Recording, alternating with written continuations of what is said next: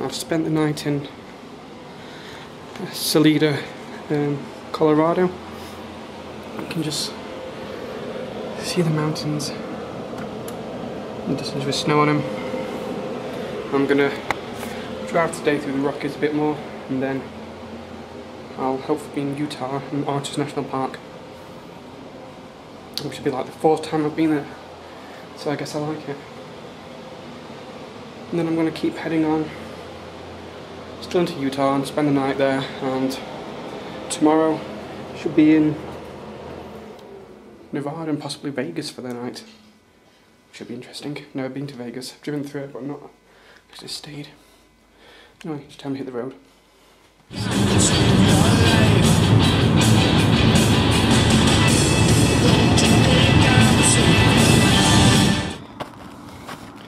My foot went right down just then.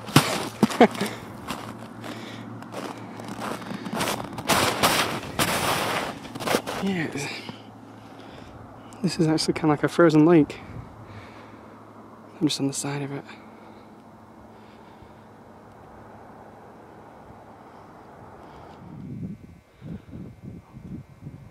There's people ice fishing on the lake.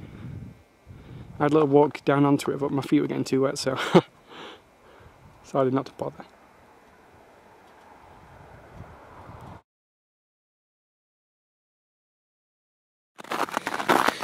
Though by how crunchy it is, I don't really trust this. But other people are out there, so who am I to argue? I guess they'll rescue me if I go through. I'll go ask them what they're doing. I think they're ice fishing. I've never actually seen it done, so I want to check this out.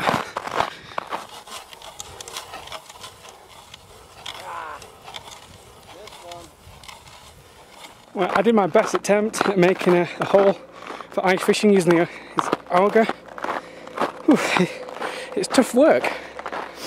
I had a nice little conversation with the guy who filmed it, Mark, and catching trout. It's 15-pounders, things like that. They can have up to 6 on this lake. Whew. Even though it's below freezing, I'm quite warm. The sun's really strong right now, and trying to drill that hole, yeah, that was tiring.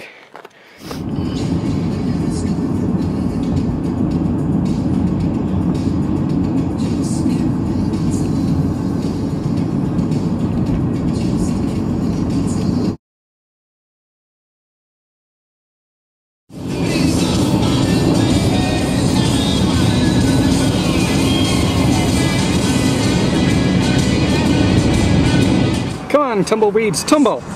Come on, you can tumble faster than that.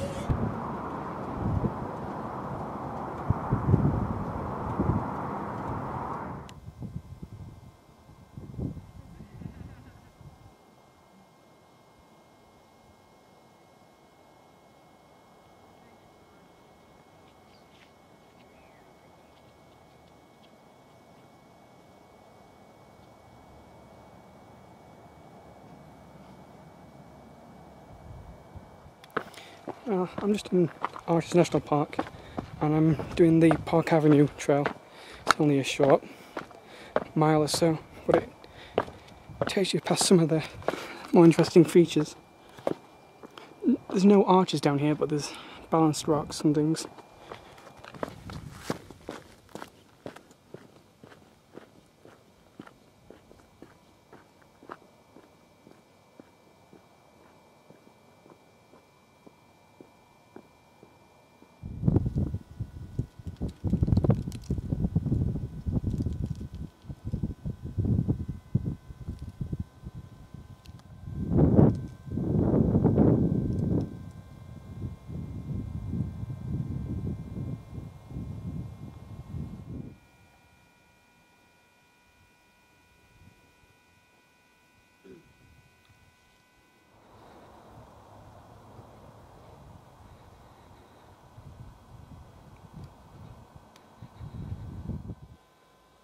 That is Skyline Arch, one of the many arches in Arches National Park. It used to be smaller than that, but in 1940 a boulder fell out and it made it about twice the size it was. you can see all the sort of debris and boulders here from where they've all come out of the arch.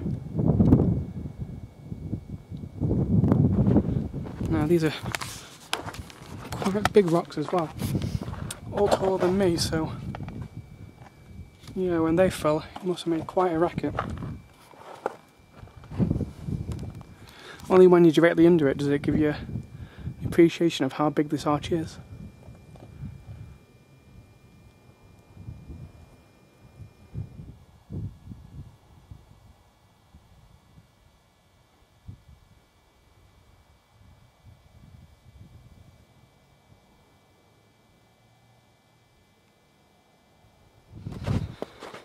I'm doing a little bit of hiking in the Devil's Playground area. See, it's still all snow out. It's very cold. I've seen people come running past in shorts and t-shirts, and I think they're trying to get back to their cars because there's quite a wind just blowing.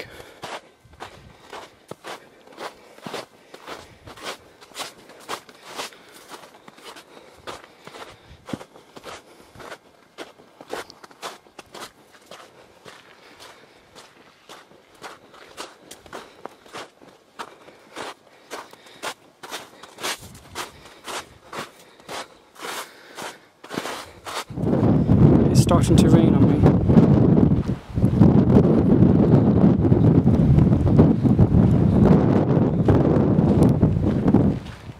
Pretty well maintained trail, and they've salted the snow, so that's good. It's been melting.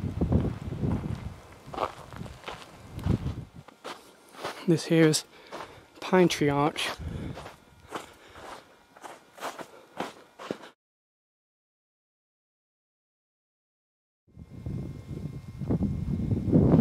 To some fantastic views.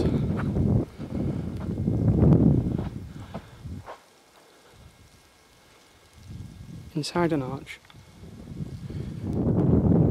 That fragile looking thing is called Landscape Arch. In 1991 there were some hikers underneath it and a portion of it fell down. So luckily they managed to escape. One of the hikers actually managed to take a photo while it was actually crumbling. So it's closed off from now on, and it's very, very thin in places. You can see the cracks.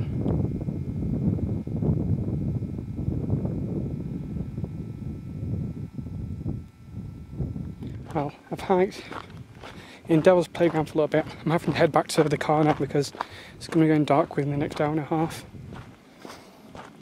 I've seen some of the arches and it's fantastic. I'd like to come back and do the ranger guided tour in Fiery Furnace and check out some of the towers, which are on a soft sand road, which it's still a bit damp for my car to go down it now. I think I could try, but it's getting dark anyway, so and even when it's not the arches or the towers or the rock formations, the vegetation, it's fantastic. It's so different to anything in England that I can't help but marvel at it all the time. That's why I always enjoy coming back to Utah, and why I think I'll most definitely come back here again.